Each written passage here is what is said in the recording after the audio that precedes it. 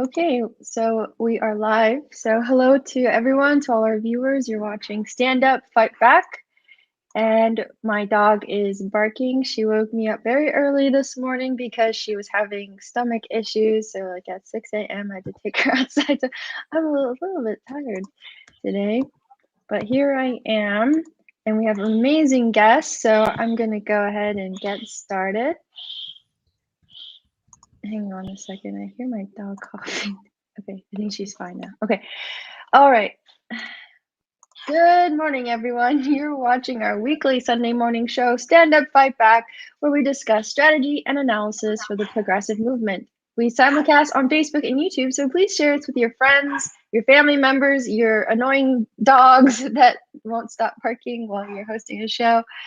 And please subscribe, turn on notifications so you don't miss an episode.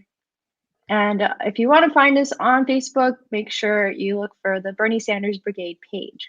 I'm Margot Pires. I'm a scientist, engineer, and occasional journalist. And this is my co-host right over there on that side. Oh my gosh, I can never do this. Anyway, Carlos is to one side of me over here. And he's the amazing grassroots organizer here in Southern California. We have a very special guest. That's Adriana Cabrera. Adriana is a native of South Central Los Angeles. She was born in 1992 when poverty, violence, and trauma triggered uprisings throughout her community. For the last 16 years, Adriana has organized immigrants, parents, youth, the houseless, and the working class to bring justice and basic human services. During the pandemic, she brought people together to create the South Central Mutual Aid, an independent, autonomous collective composed of directly impacted members of her community. In the last 3 years, Adriana has worked with the Department of Neighborhood Empowerment, where she supports, builds capacity, and connects everyday Angelinos to City Hall. Well, thank you so much for joining us, Adriana. It's an absolute pleasure to have you here. And Carlos, please tell us a little bit more about our amazing, amazing guest. Yes. Well, good morning, everybody, from wherever you may be watching us from. We do realize that we have a large audience, and some of the is out of state, out of California. However, the things that we're going to be talking about today does impact, everyday life all around the country, because South Central is symbolic of many areas that are the working class and poor neighborhoods throughout the United States. But I am so excited because I got to tell you, I know tons of organizers and activists and community leaders, but Adriana happens to be one of my favorites because she's not only so well knowledgeable of her community, she's very involved, she's passionate, she's a visionary, and I was just so anxious to have her on our show because she's one of those persons that we need to know and we need to be inspired from because of the wealth of knowledge that she possesses, and not only that, because of the heart that she has for the community. So very excited about her. I can tell you so much of the interactions that I have had with her in the past, dealing with her community and stuff. But I want her to be able to tell you about her community because that's where she was born and that's where she was raised, and she's the face of South Central. So glad to have her in our show today, and you're going to be seeing more of her as the next days and weeks and months and years come about, because she's relentless. She's got a lot of passion, as I said, and I am glad that she's with us this morning. Margaret? Amazing. Thank you. Yep, Adriana, thank you so much for joining us. So why don't we get started? Why don't you tell us a little bit about who you are and how you got involved in your community? Hi, good morning, Margaret and Carlos. Thank you for inviting me to be a part of your show, Stand Up, Fight Back today. I appreciate the opportunity to introduce myself and to share the work that we are leading here in South Central LA. As you mentioned, my name is Adriana, and I am a community organizer in South Central LA. I was born in 1992, a very special year in my community. As you know, it's the year of the uprisings that took place here. And I have been organizing to improve my community since the age of 13. Oh. My roots come from an indigenous community in Puebla, Mexico, where both of my parents are from. I take a lot of pride in my roots as it has shaped me who I am today. That's amazing. So, what brought your family to the United States? So poverty. My family migrated to the United States because of poverty. Then also there's a lot of, my dad was in the military. He served in the military in Mexico, and there's a lot of violence in Mexico, a lot of crime. So they came here because they didn't really have that many opportunities over there. My mom actually migrated here when she didn't know that she was pregnant of me at that time. So it's interesting to find that out as I'm growing up, because most of my family in this community, the majority of the population are immigrants, from Mexico and from other areas, but we do have like a huge population from Mexico in this area. So it's especially from Puebla, Mexico. I found out that we have one of the highest population of that state here in this area. Oh, wow. Wow. Mhm. It's a huge hub. So you talk about what happened in 1992. I assume you're referring to the riots that broke out in the city in relation to the Rodney King trial? Yes. So what kind of impact did that have on your life growing up in South LA? That event had a very strong influence in the work that I do. I was very fortunate to learn about the uprisings while going to college, and also learned a little bit about it in high school. My teachers were very activist based, so they taught me about the importance of community building in the historical context. And it's very important to know the historical context of where we live. That specific event is a reminder, and that I was born that year, and to me it's a reminder that even though it happened the year I was born, it was like 28 years ago, we still see it today, right? And it's a reminder that not that long ago, people of color were not treated equally, and they faced a lot of discrimination. They were not able to buy homes. We had slavery taking place. I mean, I live in the historic South Central area, and a lot of the work that we see, all these buildings, they were not built by people who were getting paid. It was based on free labor, exploited labor, and it's important for us to know that. It's important for us to know that in a few years ago, a few decades ago, if you were a person of color, particularly Black, you were not allowed to buy a home in certain areas. You were not allowed to swim in the same pool, to use the same restroom. And so that event to me is an uprising because it's when our community said enough. We deserve to have access to an education. We deserve the right to have a home, right? And everything else, just like everyone else had access to without the color of our skin being a factor. Yeah, it's very interesting because in light of everything that has happened since 2014, with the Black Lives Matter movement and police brutality and getting that captured on camera. I mean, what happened to Rodney King was probably the first time that something like that type of police brutality was captured on camera, and that was, like you said, almost 30 years ago. So it was like a turning point, but it took so many years after that in order to see this on a national scale, to see that it wasn't just like a one-off thing that happened in South LA or on the freeway, in Los Angeles. So thank you for bringing that up, because it's not talked about that often, but it did have a really big impact, and I think it was foretelling what was to come in the future. So why don't you tell us also a little bit about South Central? What are the economic conditions there? I don't think a lot of our viewers are familiar what goes on in that particular part of Los Angeles. What's unique to South Central? That's a great question. A lot of people, especially the media, like to portray my community here in South Central very negative. It's always showing the bad side. There's a lot of violence and crime. So, to me, we are more than that. South Central has a lot of resiliency. We had the huge population originally that were musicians. We have the jazz festival every year to honor that, which is very important because we also have a population of talented artists that have painted beautiful murals across the city of Los Angeles and here in South Central as well.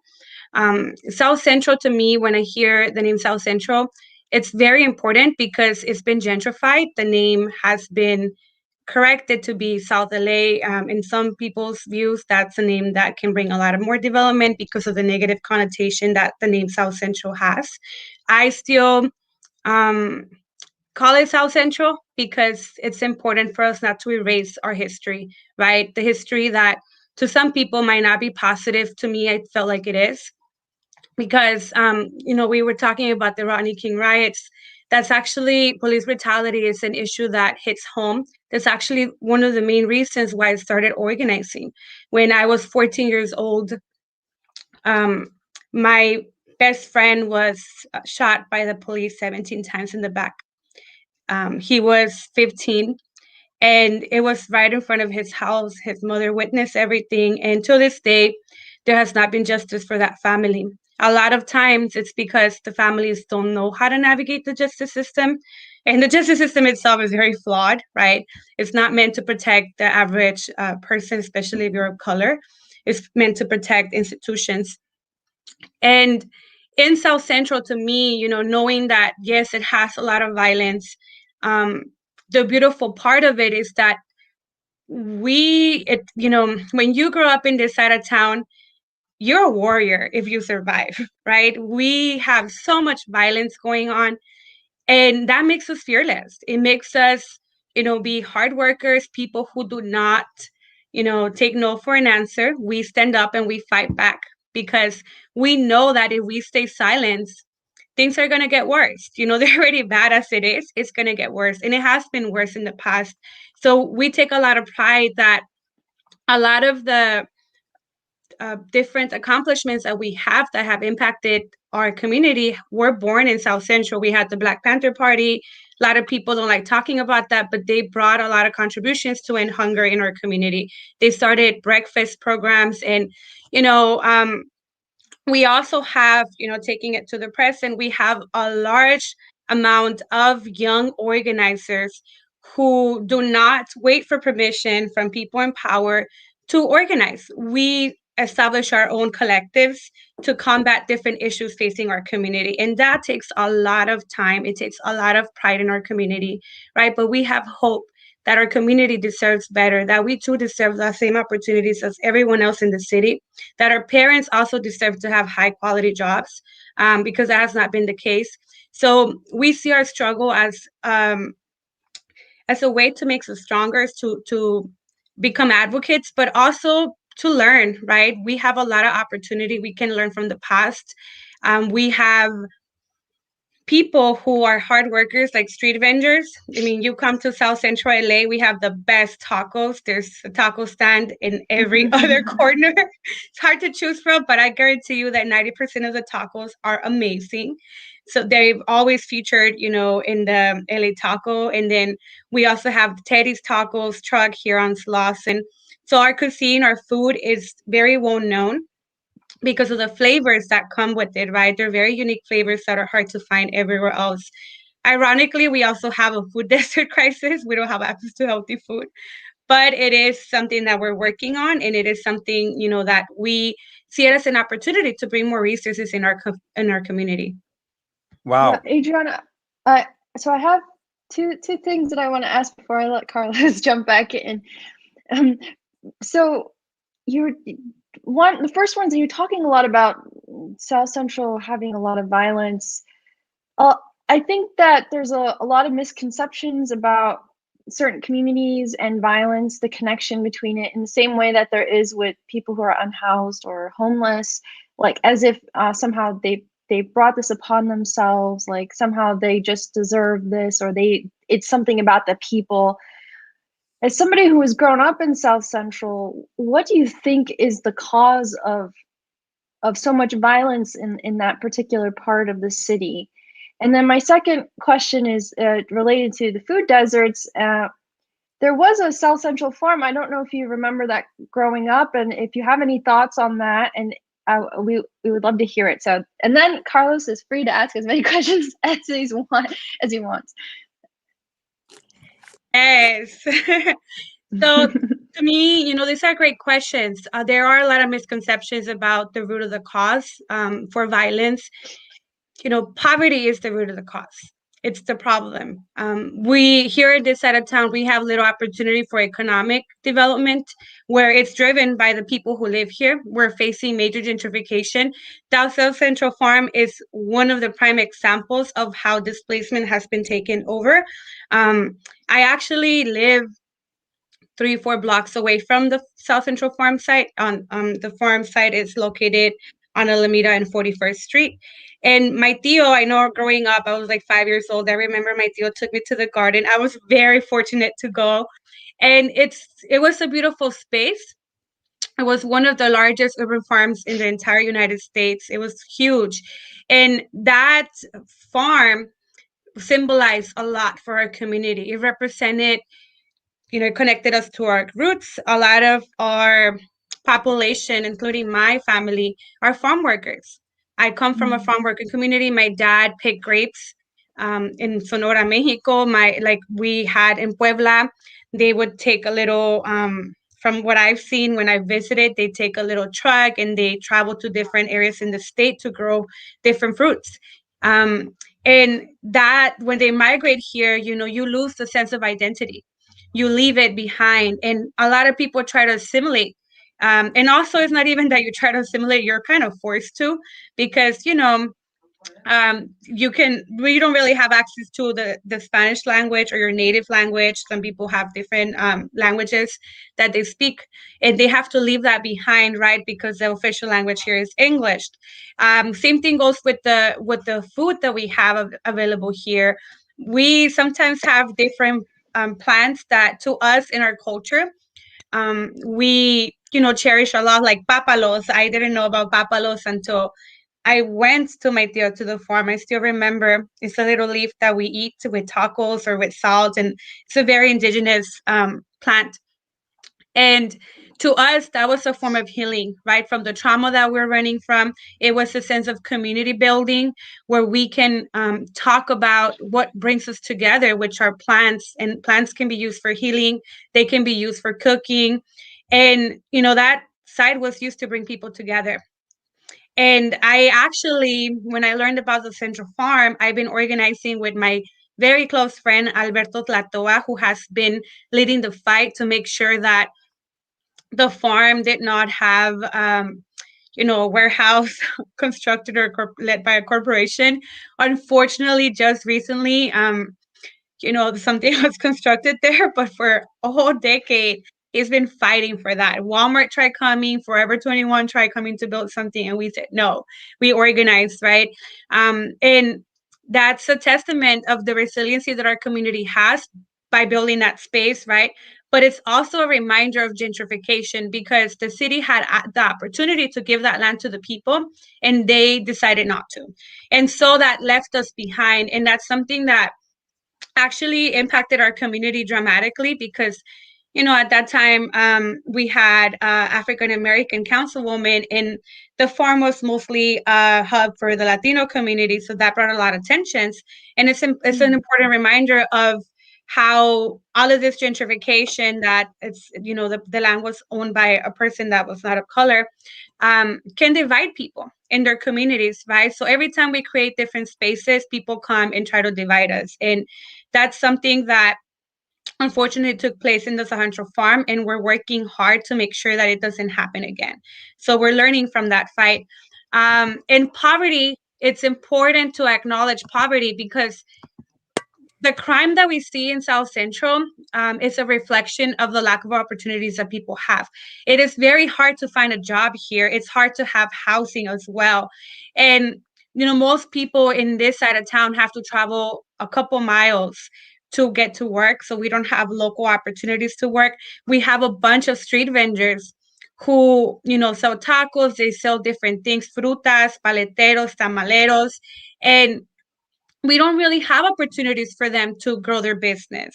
So when you are facing poverty, if you have a family of 5 and you don't have a roof, to under your, we have to make sure that we provide opportunities, because what leads is like when you're hungry, you don't have a place to live. What's left to do if your kids, have to eat something to survive, right? A lot of people don't know about the different resources that the city or the government in general has. It hardly gets to them. So that's another barrier that we have here, that it's all connected. The educational attainment is very low. 3% of the population here have a master's degree. I'm very privileged to be one of them. And over 65% do not have a high school diploma. So that tells you the type of jobs that they have access to. It tells you the type of literacy levels that they have to be able to, get a contract done.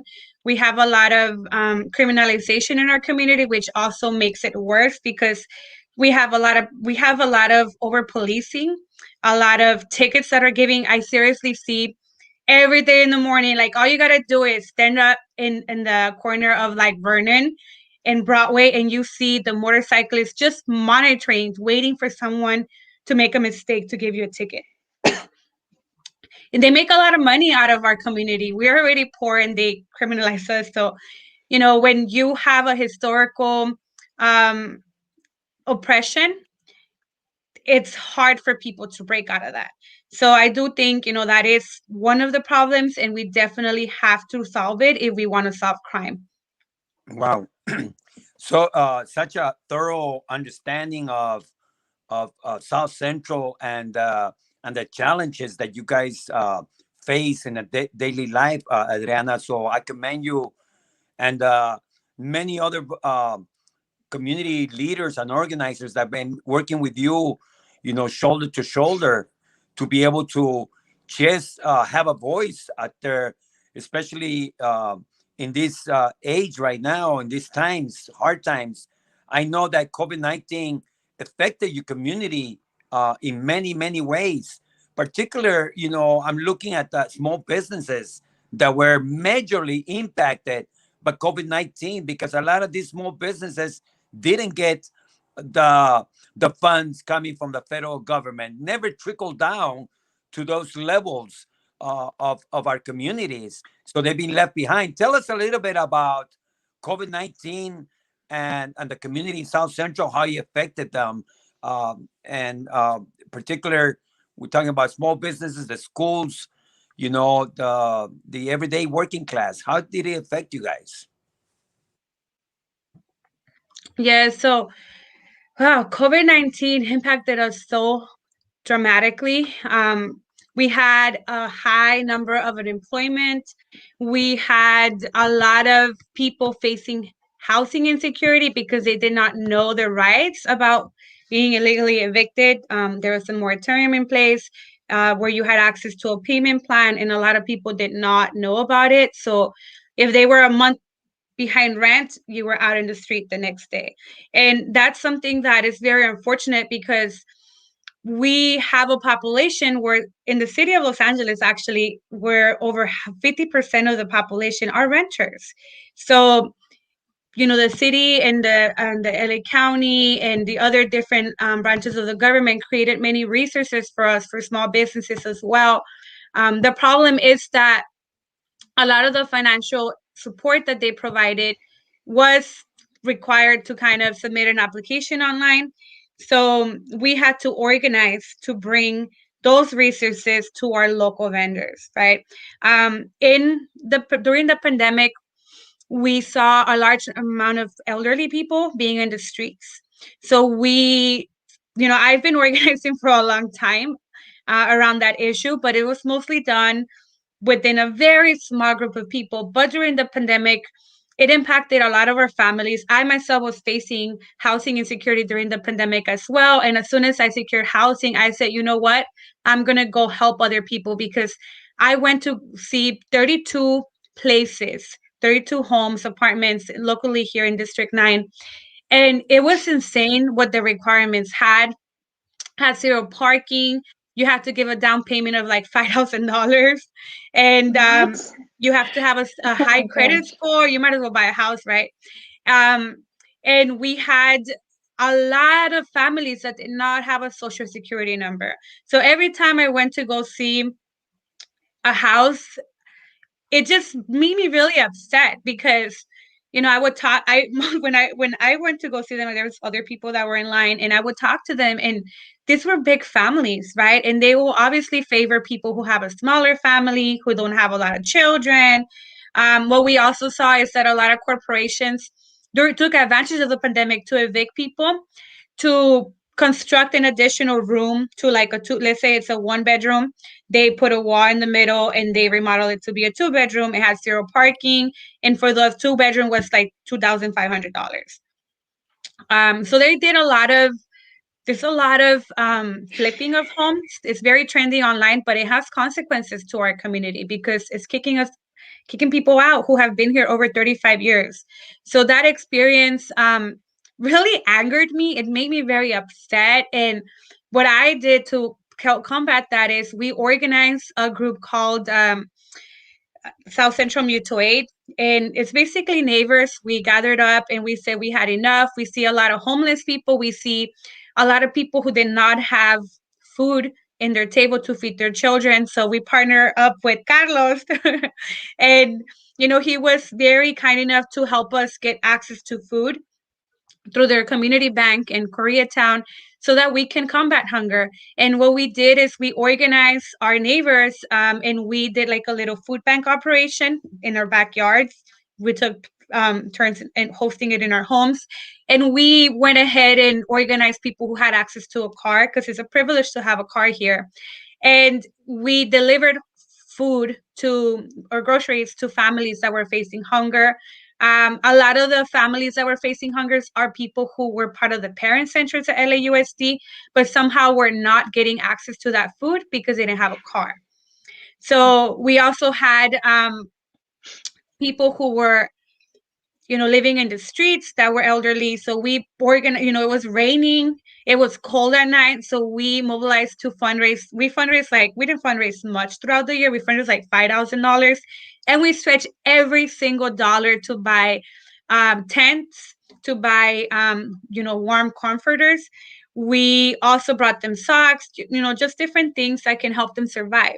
So my priority was, to help people survive the pandemic, because if I had a hard time surviving it, I actually have a good job. I work for the city of Los Angeles. I have a decent income, right? And if it was hard for me to survive, like just imagine the people that don't have access to that, right? So that's the drive that we took. Collectively, throughout the year, we were able to support over 3,400 families, and with $5,000 and some groceries that were donated to us every week.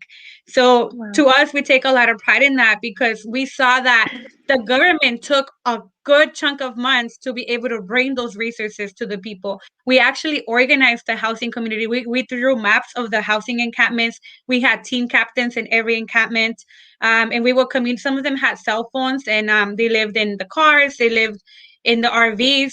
We also saw that the police has been criminalizing the homeless people, even the people who have RVs. If you didn't have the RV registered in your name, you got it towed away. And the rights were not even read to some of these people. There's Facebook Live videos that I went to kind of show that and expose it. Um, so, poverty is still a factor. A lot of people don't know their rights. A lot of people don't have income to even take away a car that was towed in the tow yard. So they end up in the streets, right? The pandemic also increased crime. We had houseless people who were living in tents, and gangs would charge them $40 a day to be in the sidewalk. Gangs? Gangs. Gangs? Oh my Yes, gosh. gangs. You've just been ripped off left So and right. there's a lot of different things that's connected, right? But gangs also protected people. So it was weird because we found that if you know the historical context of gangs, back in the days, we had a lot of police brutality, a lot of oppression from the LAPD here, in South Central and many other parts. So the gangs came together to kind of protect each other because they were not protecting us, right? The people of color. So, I don't know what happened between that, but it divided. I mean, the government, there's a lot of proof that the government divided gangs. And so the whole concept of gang is to protect, certain groups of people. So ironically, there were some gangs that were charging other people, but there were some other gangs that formed to protect the elderly. So it Wow. was a little bit dangerous to organize during that time, but we're not afraid of doing so because that's the environment we grew up in. And we understand that in order for people in our community to survive, we had to deal with the complexities of it, right? Also, we organized in partnership with the SOSLA, is the group of immigrant Latina women here in South Central.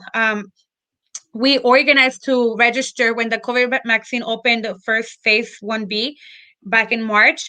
We organized two registered over 2,100 street vendors. We went to the local Alameda Swami. We're very well known for that. El Swami El Faro. We have a lot of taqueros, so we organized our tamaleras.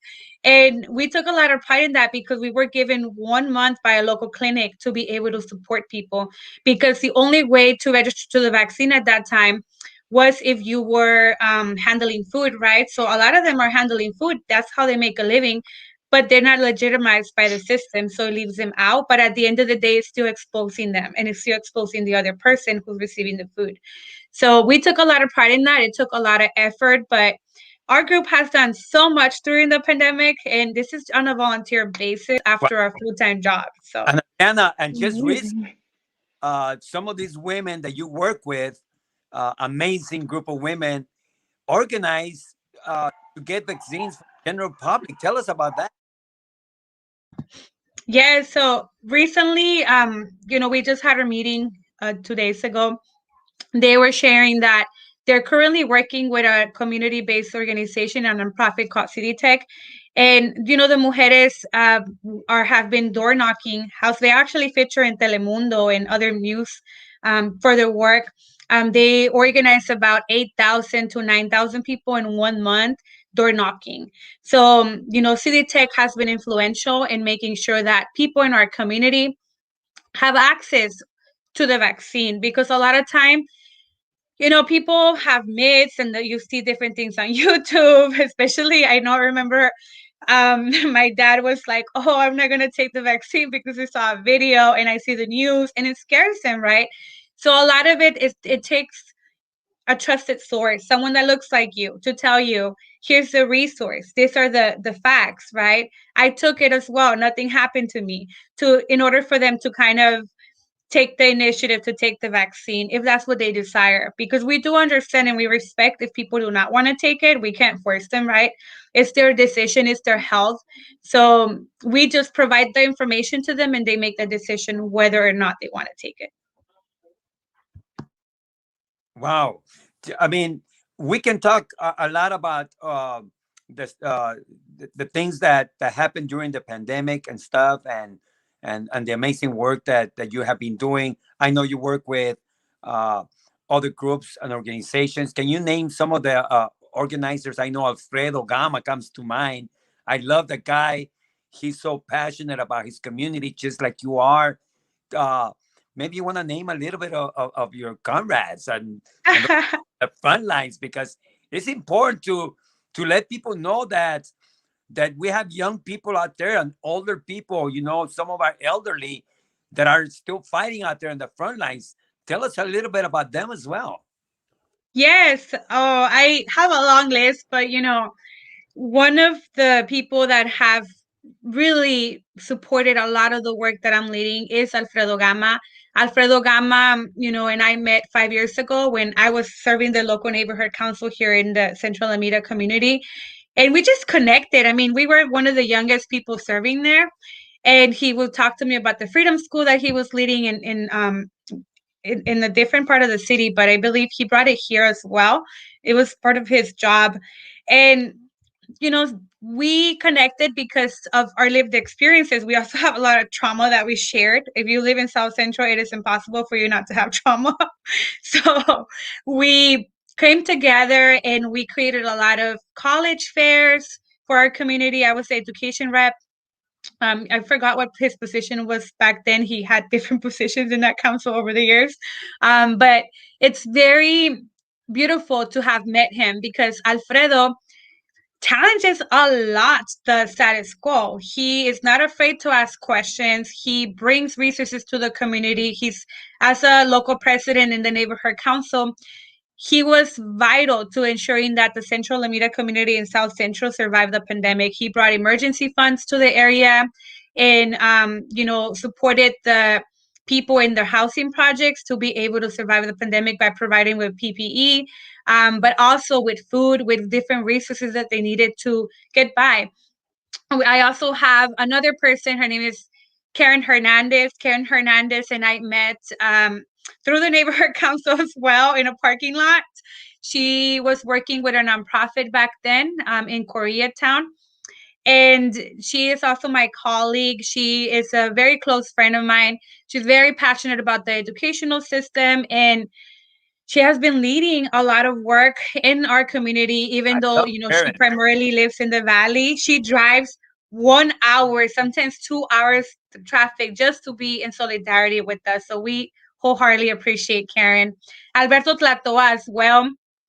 Alberto is really good with social media. He's always supporting our South Central Farm, efforts. He actually runs the South Central Farm Collective page on Instagram, and he is very vital to our community because he's full of a lot of knowledge, historical context, since he's been leading the effort in the South Central Farm. So I learned a lot from him about environmental injustices. And, I really appreciate him because he's also teaching me a lot about social media. I'm a little bit behind with social media, so I appreciate his presence a lot. And then to the other mujeres that are part of our organizing spaces, Angeles Rosales. I met Angeles organizing for the census. Our area was one of the red zones that the city identified for the low census count. So Angeles, I met her while distributing papers, and then it was during the campaign season that took place last year. We were distributing material to the families to learn about the different propositions, and so we've been organizing. And she connected me to other mujeres that are part of the movement as well. Wow, amazing. Um, Now we understand that um, the issues affecting food insecurity are grave over there in South Central because a lot of stores have shut down, a lot of mini markets have closed because of the pandemic. Uh, Major grocery stores are a few, so people have no access to real healthy food. Um, I know that there is a lot of poverty out there. A lot of people don't have jobs. Some don't have access to be able to get some of the relief coming from the government. What are you guys doing? I know that you're doing mutual aid, but is there anything on the works right now to address food insecurity and the food deserts that exist in South Central? I know we have identified South Central as a huge area that needs a lot of attention. Um, what are we doing about that?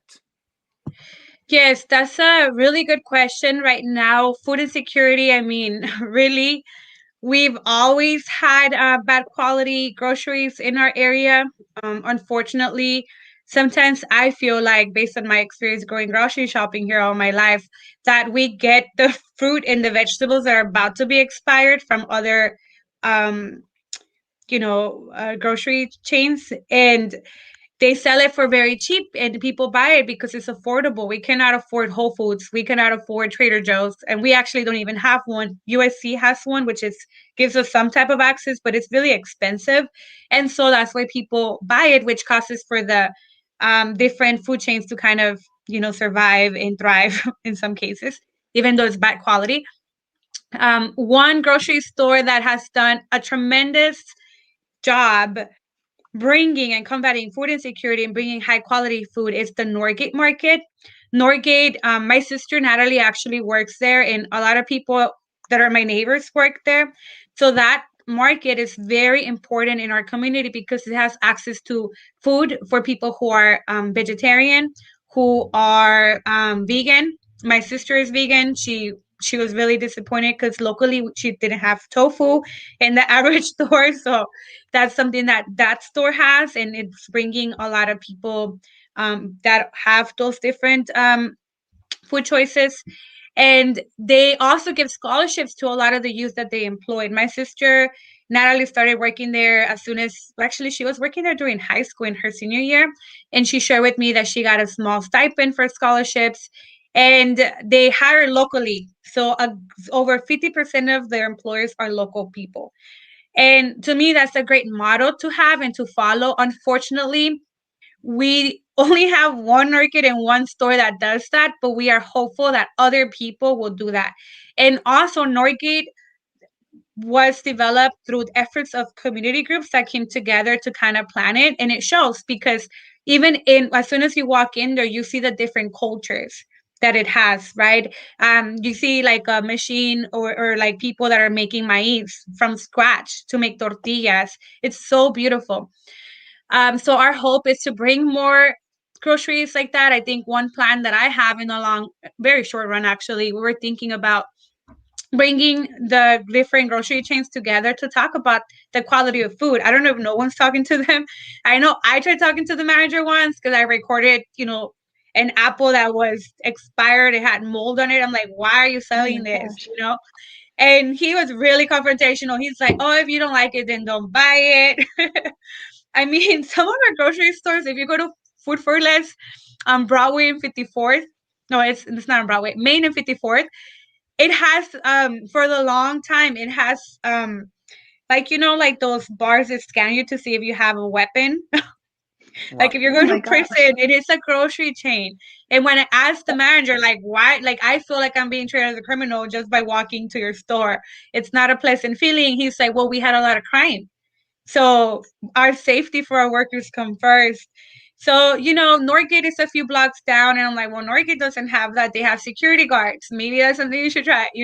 So having these conversations are important. And I do think we do have we had South Central Vegans, a collective that a young woman started a few years ago, the South Central Farm, and other people who like Root Down LA. These are different collectives that are advocating to bring resources, good quality food, and who are leading the fight in that. And they're actually harvesting healthy food and selling it in the farmers market. So that's, small efforts that will go a long way. I know that in the future, we want to establish a space. I know South Central Farm is working on that. They're actually fundraising right now to create a small farm. And the goal is to create different little farms to congregate the big farm that they once had, but it's spread through the different neighborhoods to kind of bring access. So that's a project that Alberto Tlatoa is leading through the South Central Farms, and I'm a full supporter of it because we need that. We need to be able to learn how to grow our food. We need to have access to economic development where we can have a kitchen, but also maybe harvest the food and work with Norgate or Numero Uno to sell it, right? But it's locally grown. So we have a long fight ahead of us because there's not a lot of support. But we know that we're not going to give up. We're going to keep fighting until we make it happen. Wow. That's a fantastic idea because I mean I'm a big advocate of growing your own fruits and vegetables because like right now we're in a drought in California, right? But the drought is really affects the Central Valley, and there's a lot of the migrant workers, a lot of the farm workers, they're the ones that are losing access to water. And part of the problem is that like 80% of the water usage in California is to these farms in the Central Valley. And so these farms are just designed as these monoculture farms that are for profit, and the goal is just to maximize profit, right? But if you have local farms, you're growing the produce for yourself, you eat what you need, and the surplus you can distribute to those who need it, or you can sell it at a low cost at the local co-op or local community store, like you're saying, but that stays within the community. That's money that comes into the community, to the people who grew it in the community. It's for the community. So I think that's an amazing thing, and I hope that the people in South Central are able to do this more decentralized farm work. And I've seen that a little bit actually in Atlanta through some mutual aid in Georgia, where they're trying to do things like that, like just take what you have in your backyard, make that into a little farm. Everybody just has a backyard farm, and we share it with each other. So it's really brings me a lot of hope to see that happening. Adriana, we are right now in a critical time. Today, more than ever, we need uh, leaders to stand up, to organize their community. You've been doing that since the age of what age is that? 9 years? 14. So since 14-year-old, you've been since she was born. She was born a leader. Say that. I mean, you're organizing. That's exactly what we need right now, today more than ever. I understand that you are launching your campaign soon for city council at the District 9. Tell us that's exciting news. I am eager to hear that because you are the person that we need. You are the person that South Central needs today. Tell us a little bit on that. Yes, thank you, Carlos. Yes, so I'm happy to announce that I will be launching a campaign very soon for my candidacy in to represent District 9 in the city of Los Angeles. You know, it was not an easy decision to make. I ran in the previous election in 2017 for the same position. And, you know, most of my campaign was mostly symbolic. Our goal was to send a message to the people that were gentrifying our community that we are here and we're not leaving because this is where we were raised and born, right? So we want to fight for it.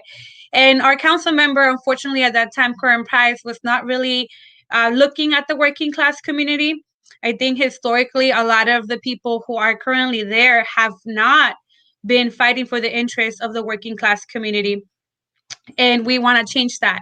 Also, the medium age in my district, District 9 in the city of LA, is my age, is 28 years old, and we have zero representation in the city. Historically, our generation and young people have not had representation, and not just the city, but all the branches of government.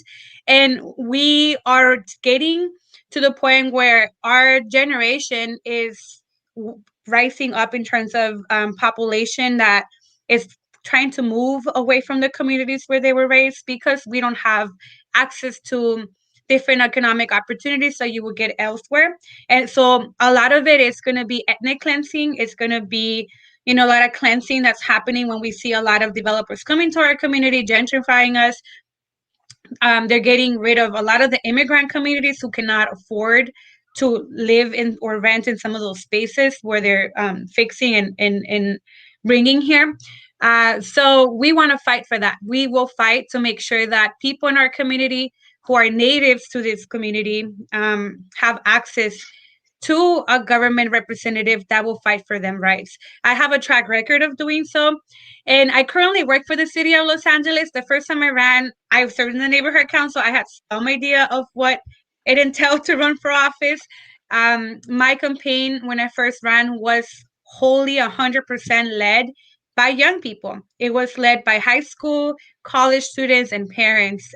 We wanted to fight for our homes, really, because a lot of people were being evicted. And there was reports that were released back in 2017 where if the council member approved a project called the Reef, over the next 10 years 40,000 people were going to be displaced. We fought so hard to convince him to kind of stop the project. He didn't listen, so that's what we ran our campaign to send a message, right?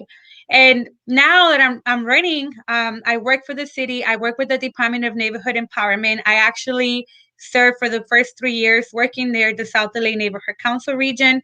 So I got to learn more about different parts of the city as well, but I had the opportunity to empower everyday people like you and I who are traditionally not involved in politics to bring their voice to City Hall. So my job there is to build capacity about the systems, to also connect them to their government representatives so that they can advocate for services to come to our communities.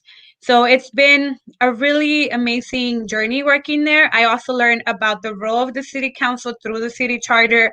And to me, that's something that I did not have access to. I mean, you don't learn these things in school unless you serve or volunteer. You will not learn about the role of the city council member and or different systems. So I'm a little sponge. Everything I learn, I love to share it with people. And to me, my goal is not just to win, but to empower everybody in our campaign to start getting involved, because a lot of people in government are happy that people are not involved. There's no oversight. No one sees, the motions they make or the different policies that they're passing that are going to impact them. So we want to make sure that people have an understanding of how the budget works and the powers of the city council members, so that regardless whether I win or not, they're able to hold him accountable, because the accountability is not there right now. It has not been there for a really long time, and we want to change that. It's the only way that we're going to fight poverty. It's the only way that we're going to be able to survive this pandemic and making sure that not more people die. I mean, we have the LA County reported that 1,000 homeless people died every year. And to us, we have our district is one of the top 3 in terms of the highest population for homeless people. And that worries us because all of us are a paycheck away from being homeless. So we want to make sure that that changes and that we address the different causes impacting our community. And I'm a strong believer that the solution to all of the issues impacting our community have to come from people who are from that community. We have a lot of people running for office who have done zero work with the communities they're trying to represent.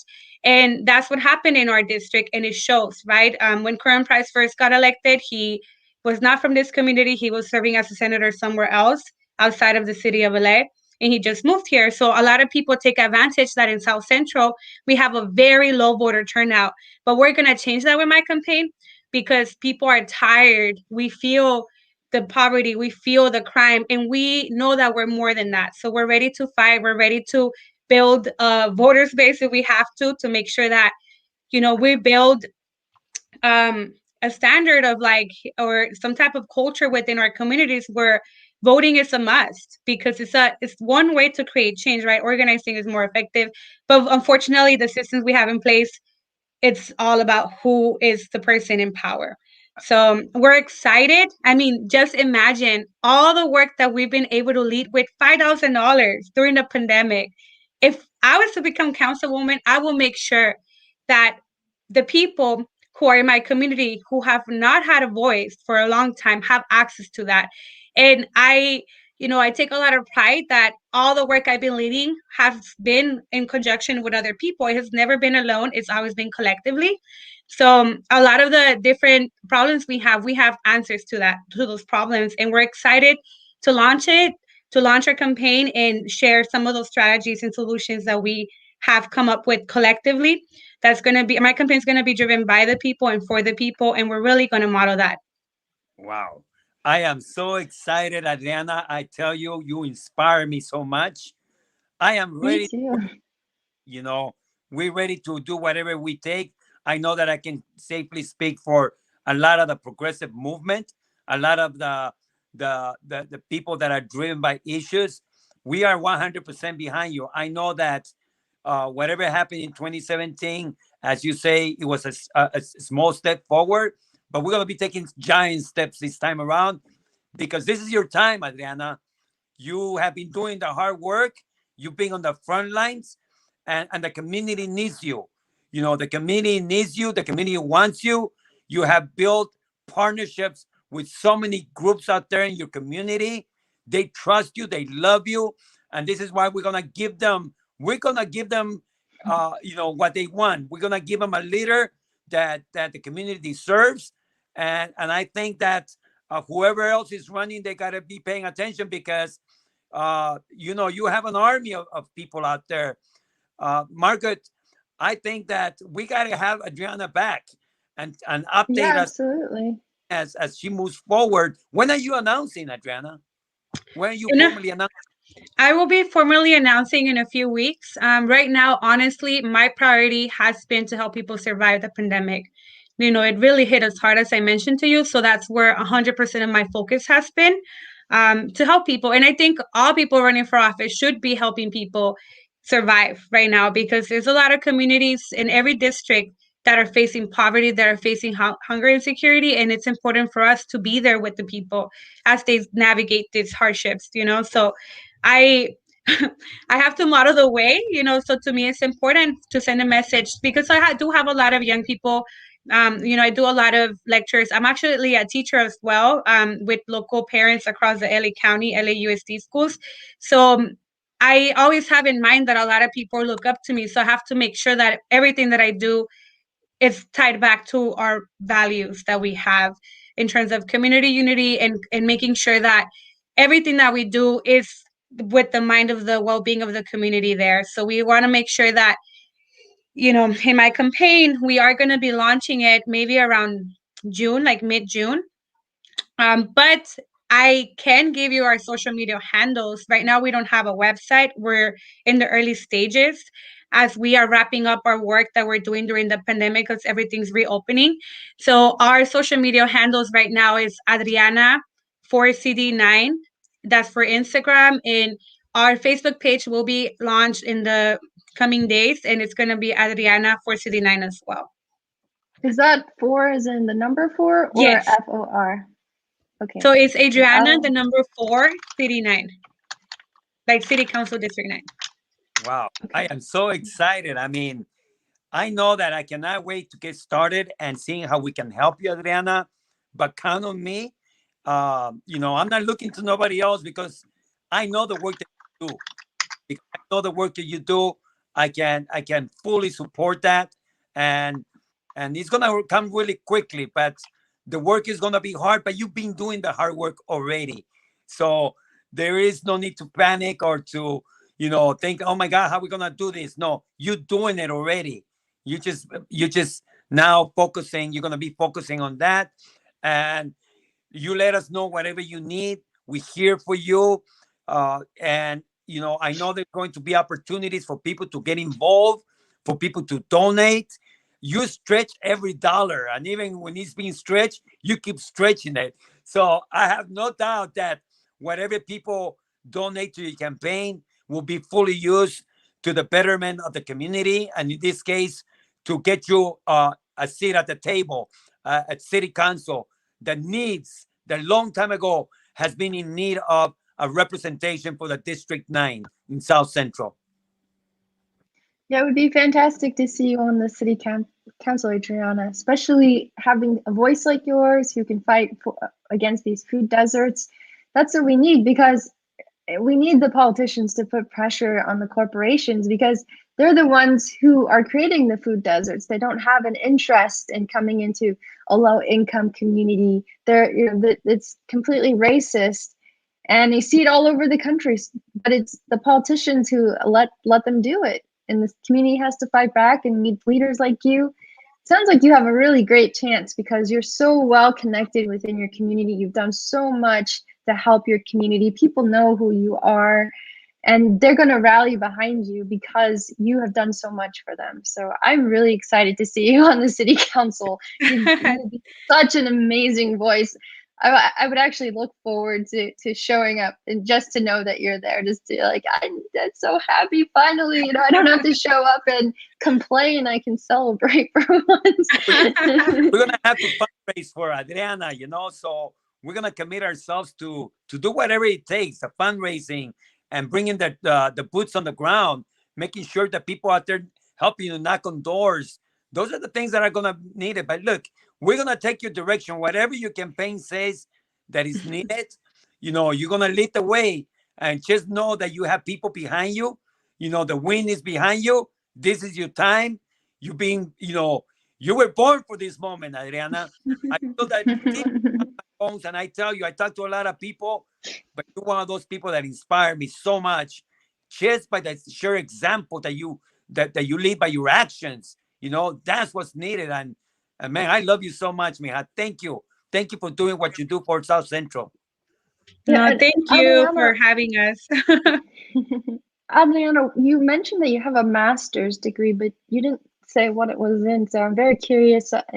I love to share with our viewers how educated you are and how amazing that is. That it's hard to get an education when you have to deal with trauma, when you're growing up in a community that is completely neglected by society and the government, and it's not fair that you have to overcome these things, but you did it, and you're an inspiration and you're a role model. So please tell us a little bit about your educational journey.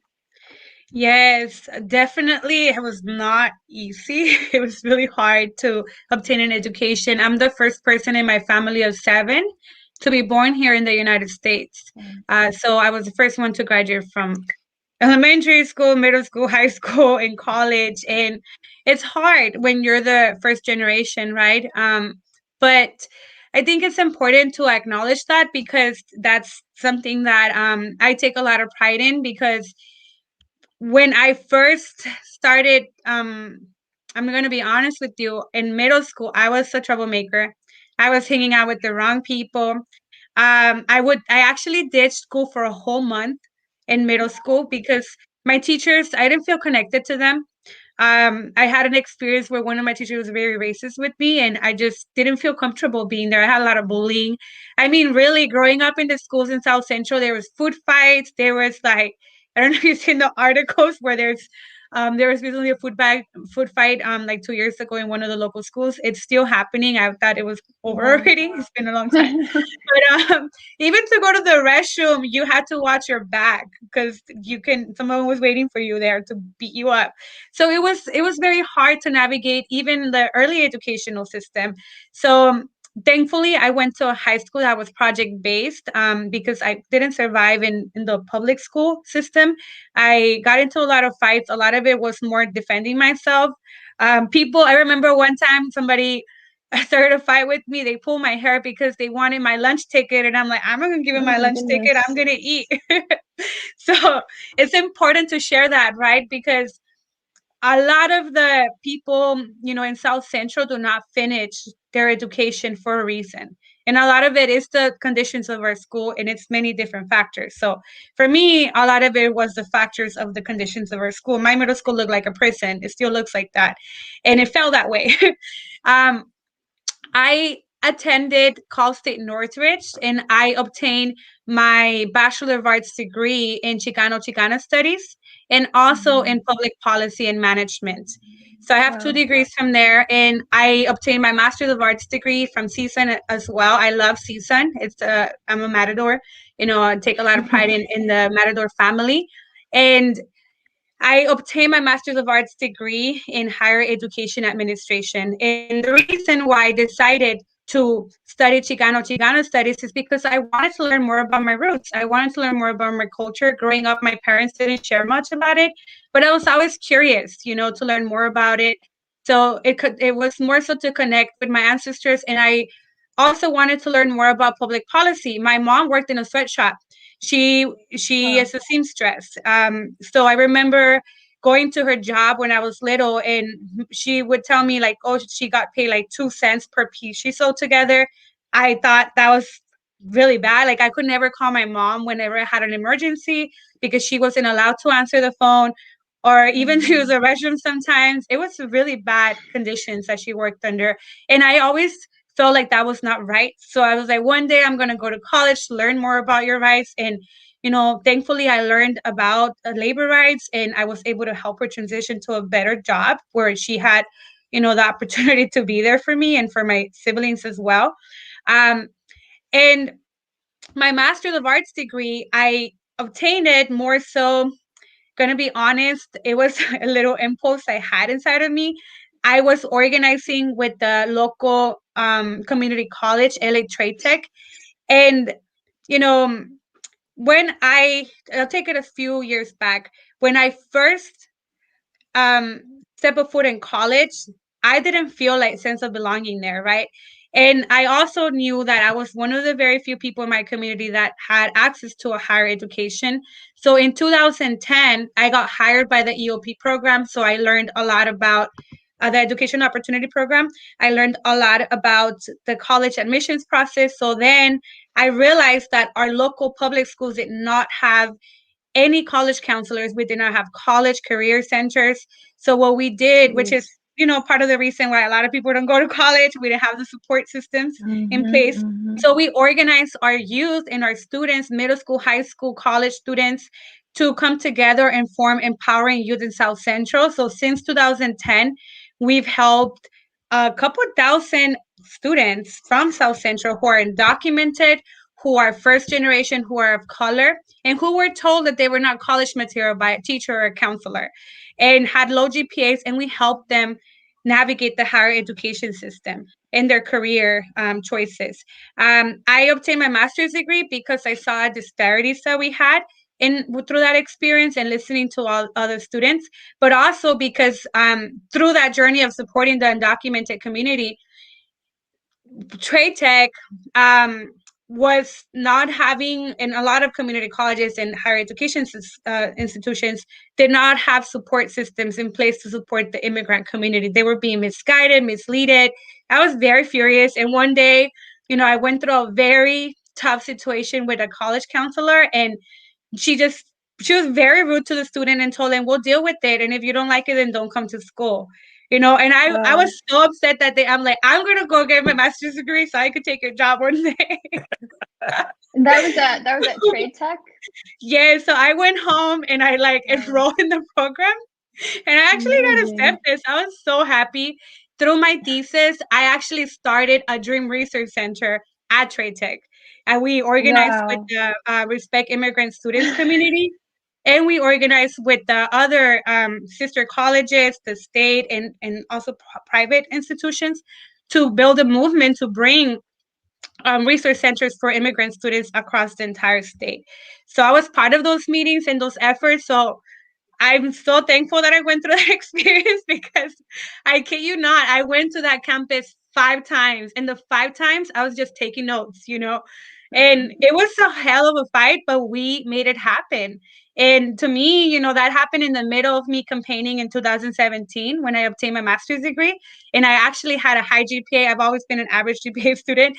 I had one of the highest GPAs, so I was very proud of myself doing that while campaigning. And I also had a part-time job. So we are so eager for opportunities. And once you give people who have struggled an opportunity to lead, we can do amazing things. And I'm a testament of that. So that's what I want to bring to the city, is opportunities to people who have, a lot of talent, who have the ganas to make things happen in communities. And we've been robbed of that for many generations. Our parents were robbed for an opportunity to get a higher education. So as a result, they're working in factories, and they deserve better than that. So we are going to be fighting for them as well. We're going to be launching a program in the summer, and I'd be happy to talk more about that in the future when I come back. You are amazing, amazing, amazing. Oh my gosh, I'm so lucky to get to meet you today, because you were just blowing my mind with everything you're saying. I'm just you see a problem and you don't even think twice. You're like, I'm just gonna solve this. I'm gonna do it, and you do. I mean, that is brilliant. You are so special, Adriana. I don't know if you realize that, but you are. So I'm just so enthused to have you here, and I really hope that our audience sees the same that I see in everything that you're saying, because you are so special in what you're doing. I wish more people were like you. I mean, it's hard, but a lot of people who come from much more comfortable backgrounds are so selfish. They don't even think twice about that. They see it and they're like, I just try to ignore it. I know it's easier if I don't think about it. Like, no, somebody has to do something, and you're doing it. So thank you. I hope that you've inspired some people today to just be like this much of you. We would get a lot more done. Thank you, Margaret. And I appreciate so much the opportunity to be here today. Thank you, Carlos, for connecting us. It's not every day when people like me are involved in politics. My goal is to change that. So you're paving the way for that to happen. Beautiful. Thank you. We'll definitely have to have you back on. Carlos, go ahead. Yes, so I want to thank Adriana for taking time on this Memorial Weekend to be with us. I know that I reached out to you and you immediately responded as you always do.